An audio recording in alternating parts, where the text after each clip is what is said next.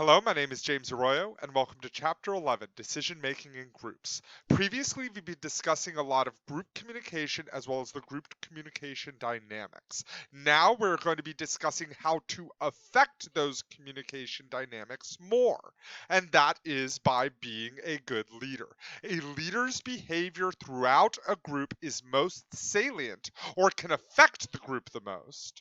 So, by being a good leader, we'll be able to bring our groups to productive ends instead of to unproductive ends. And that also ties into decision making in groups and how we make decisions, as well as how to remove some of the defective decision making processes and replace them with effective decision making processes. So let's dive right in with the age old question: what is leadership? There are thousands of books or papers on leadership, and each one has their own distinct taste or perspective on leadership. But we are going to be taking a communication approach, meaning that competent communication is fundamental to this leadership approach. So, leadership, our definition of leadership anyway, is a leader follower social influence process. So the leader affects the follower, but also the follower can affect the leader. Direct or should directed towards positive change that reflects mutual purposes of group members, so that the goal of the group is not just that of the leaders, not the leader's goals, it is also the followers' goals as well. There are mutual purposes. And is largely accomplished through competent communication, that someone is using competent communication to influence and engage to allow the group to thrive instead of forcing them to commit action. There tends to be a big romance towards leadership, though, where we tend to give too much credit to leaders for good outcomes or bad outcomes. So, we have to better understand that it is a social influence process, and that means that there is constant adaptation, as well as using competent communication will allow us to be more effective leaders. So, leadership and followership, modern research tends to see it as a partnership, hence the leader-follower social interaction. Leaders are leadership is fundamentally a group process, not a person, and there are no special guidelines of what makes a good follower beyond just simple effective team member behaviors that we've previously discussed. So let's first make the distinction, though, between a leader and a follower. A leader does not ordinarily operate from positional authority, whereas managers do. Positional authority is the power you get through your role or title. So if I am the boss and then I act in ways that, because I am the boss, I am able to make you do things, that is positional authority. Just because someone holds a position, though, doesn't mean that they are acting from that positional authority. Leaders also work to change the status quo, whereas managers tend to maintain it. Managers can try to follow rules and guidelines. Management implies merely implementing and enforcing policies and rules, whereas leadership focuses on transforming or changing those rules. So a manager very much can, this happens, this happens. You break this rule, here's what happens. You make so many widgets, therefore this happens. So it is very transactional, the goals of the leader or manager, whereas a leader focuses on, developing and improving the person's skills. Transformational leadership brings change about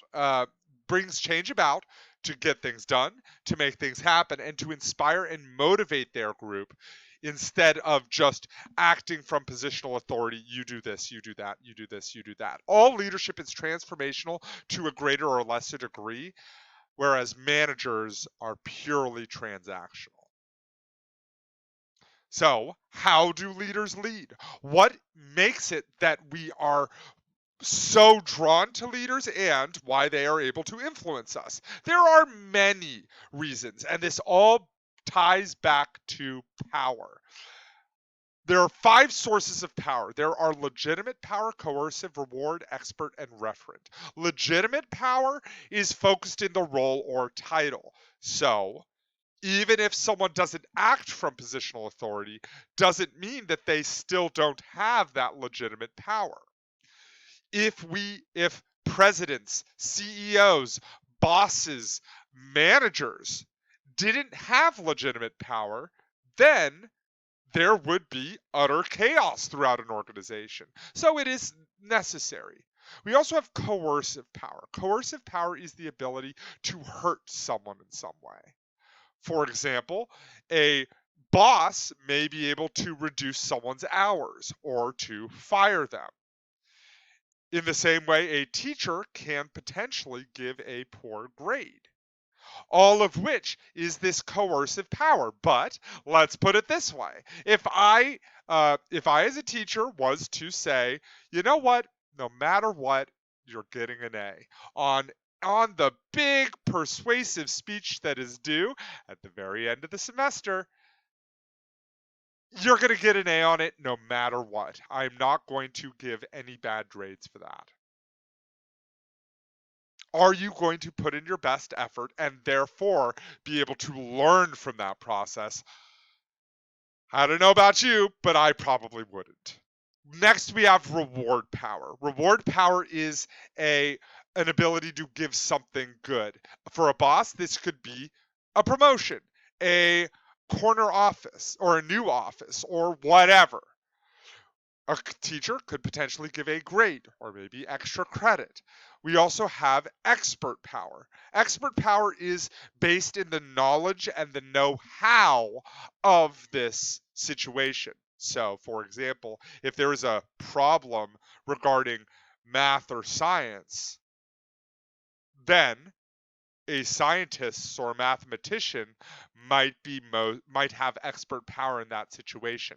Whereas if I had problems fixing my car, then someone else may have expert power in that situation, whereas the scientist or mathematician friend that I just used for that last example, they would not have expert power in that situation. And then the very last one is referent power. And this is that extra bit. It is mostly conceptualized by charisma, defined as charisma most often. Charisma is the constellation of personal qualities that tend to make someone more attractive to follow. So this also can talk to this communication aspect, that if we communicate well with others, then we could potentially have this referent power. We're not going to watch this. Next, we're going to be talking about understanding group leadership. So shared leadership is the name of the game the majority of the time. We want to be sure that we are sharing some of our leadership responsibilities so that which can lead to great benefits, such as members feeling more satisfied, members are more motivated to perform, and the group is more likely to achieve its goals. When we are acting from a positional authority, or in general just saying you do this, you do that, you do this, you do that, instead of participating and sharing, then it can act as disconfirming communication, especially if someone sees themselves as being able to accomplish the task on their own.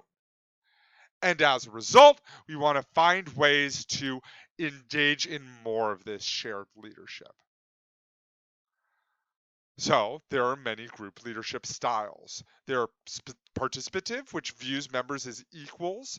We have supportive, which attends to the members' emotional needs. This is more within the realm of participative and a democratic styles of leadership. Whereas we have more authoritarian directive, which involves directive communication or leadership, which controls communication. You know, a leader is presenting information and then the followers are not able to communicate back, or at least not in a meaningful way that affects the situation. And then we have achievement oriented. This sets challenging goals and communicates high expectations, which the followers then have to try to meet. This is where this directive style can be advantageous over participative or supportive styles. Last, we have laissez-faire. Laissez-faire delegates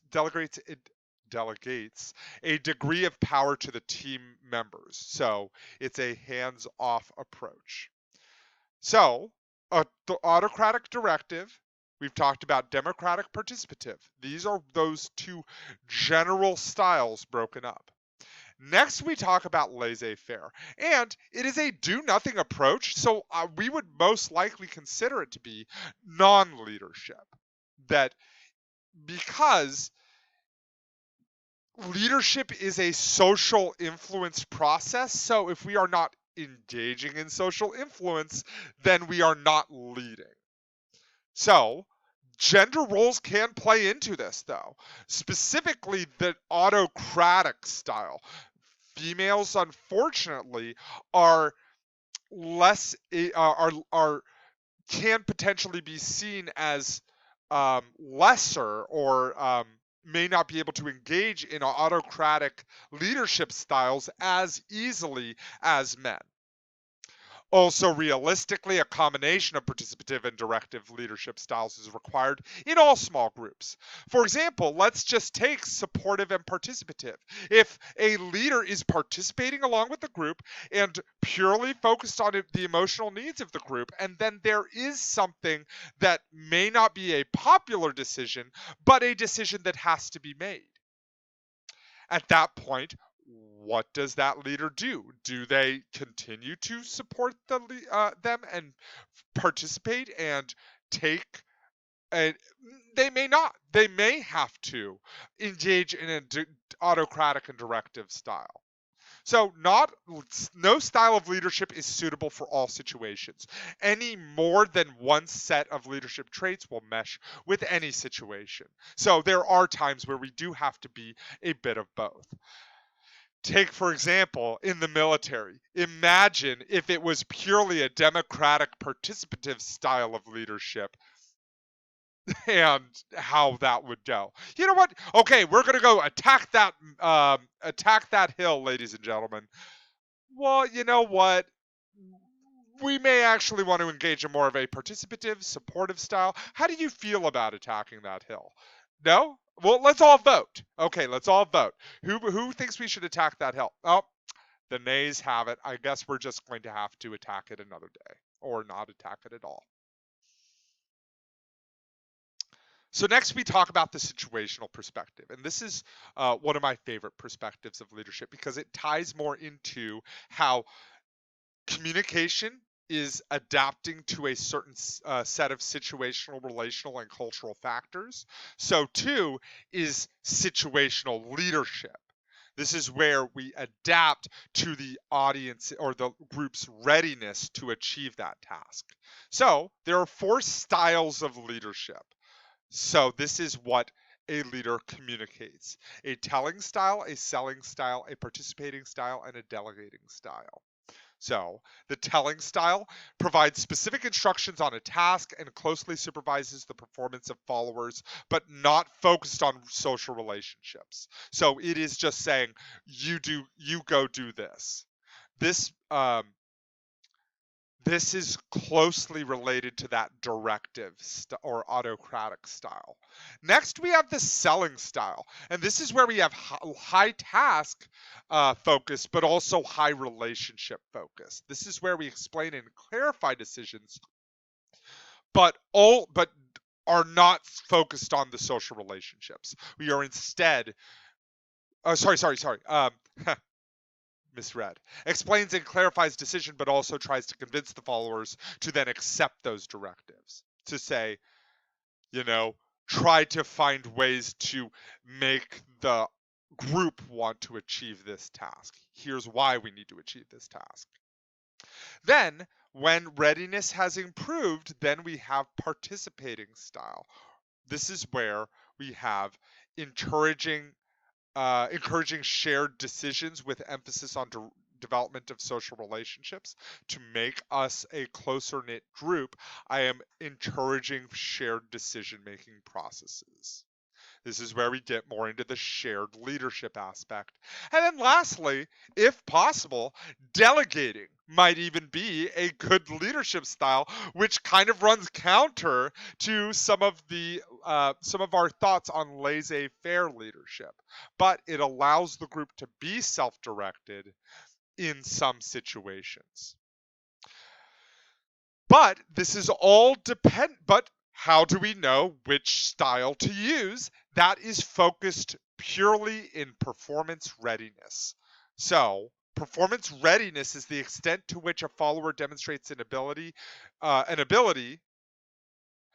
a willingness to achieve or accomplish a specific task. So, if readiness is high, the followers demonstrate an ability and a willingness to achieve the task on their own, then delegating absolutely should be the best way to go about it.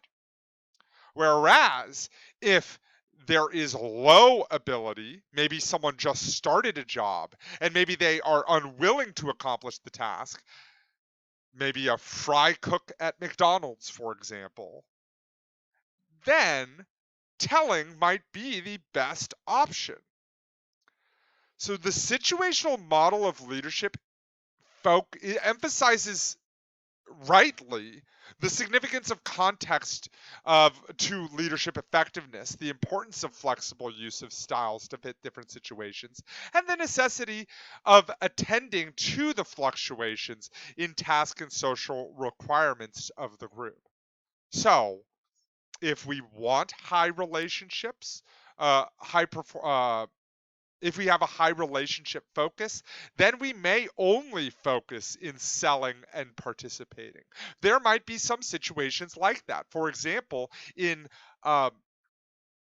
customer service roles, selling and participating may be the only ways to go. Maybe unless that is an actual fun job that they're doing, in which case we may have simply participating and delegating.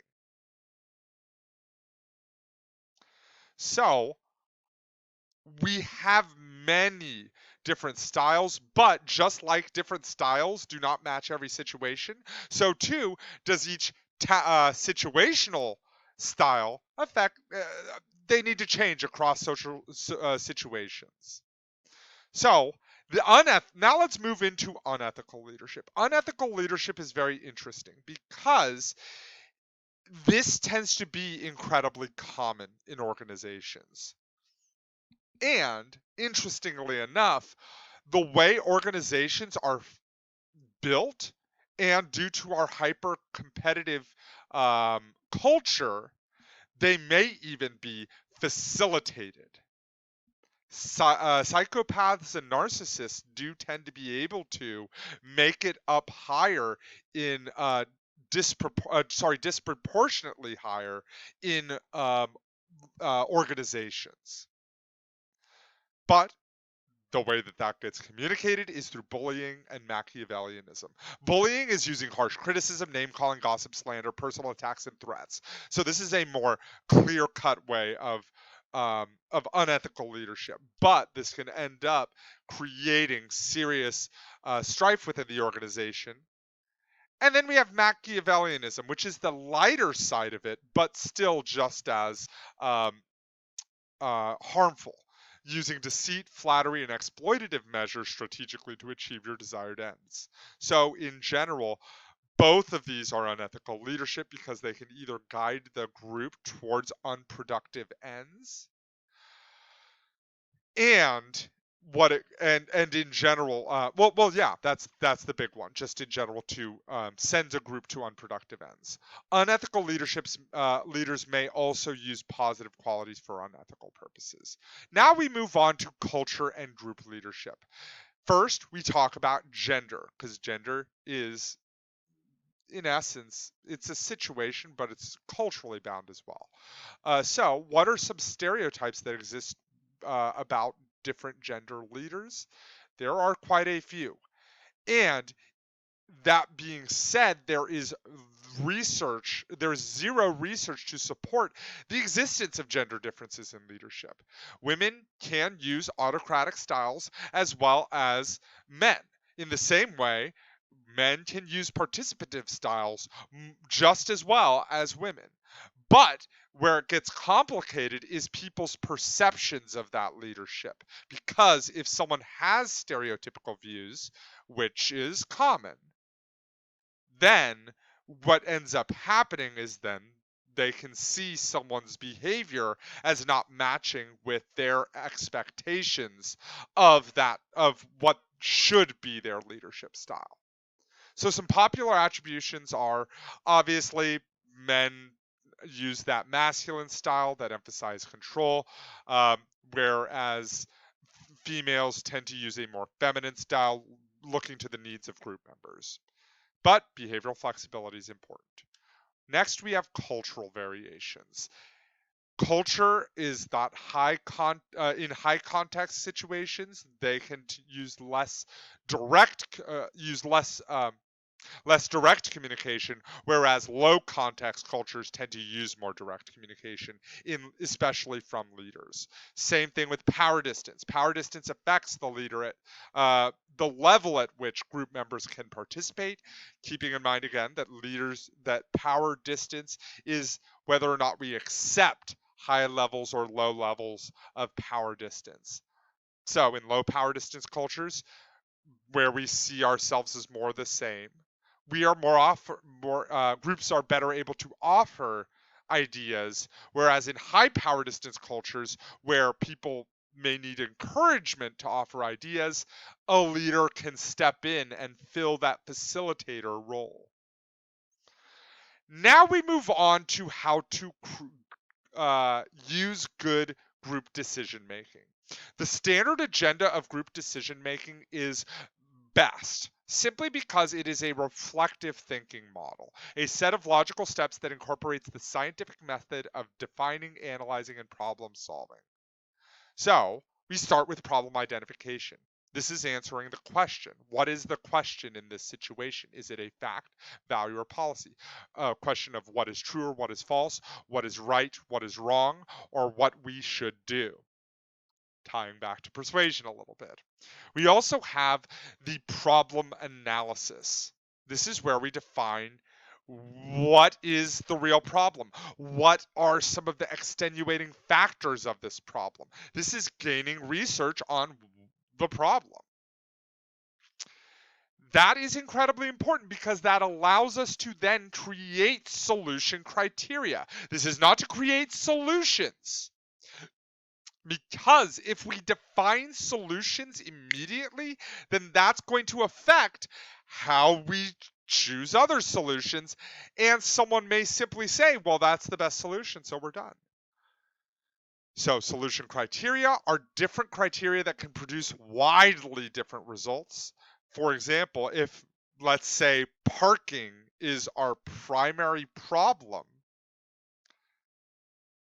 at our college, that is almost certainly a problem, what would the highest solution criteria be? Should it be cost? Should it be ease of access? Should it be how fast it can get done? And when you rank those, which they should be ranked, then you are able to come up with wildly different solutions. Next, we have solution suggestions. This is where we use brainstorming to develop a wide range of solutions.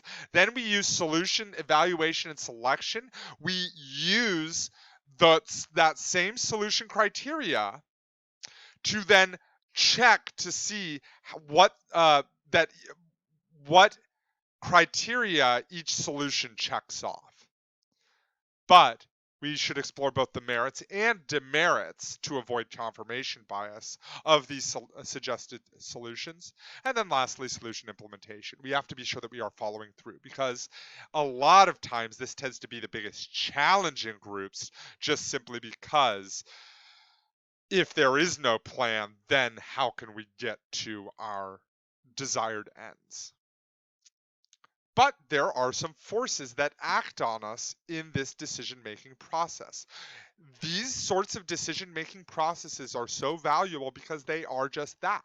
It is a process, a reflective thinking process, and when we start skipping steps, we are more likely to fall for cognitive, psychological, and social forces. Cognitive forces could be the group members' thoughts, beliefs, and emotions, thereby guiding us into things like confirmation bias.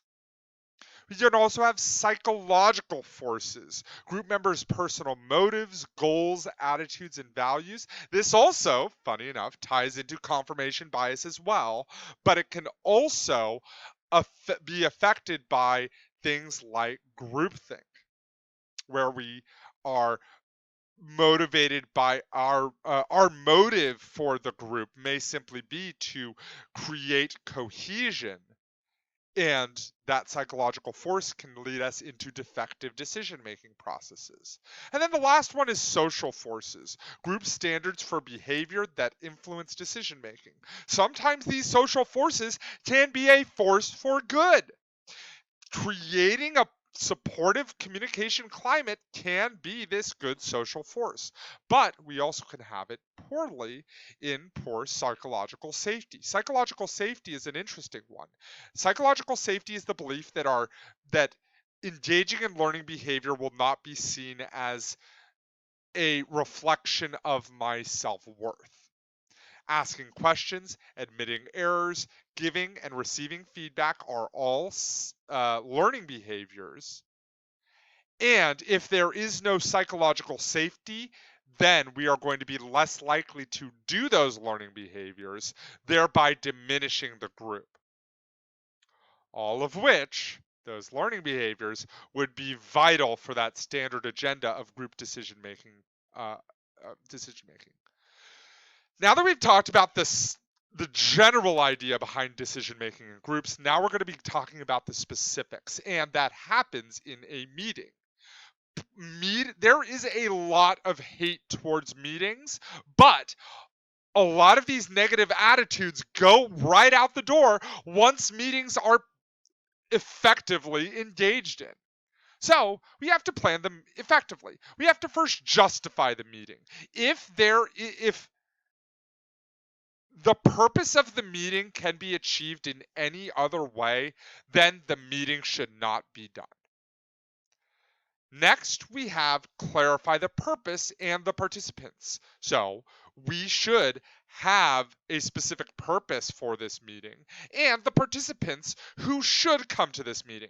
If there are too many people coming who are do not really have to be there, then they will probably not input, and that can potentially create a group norm where it can diminish the group in total.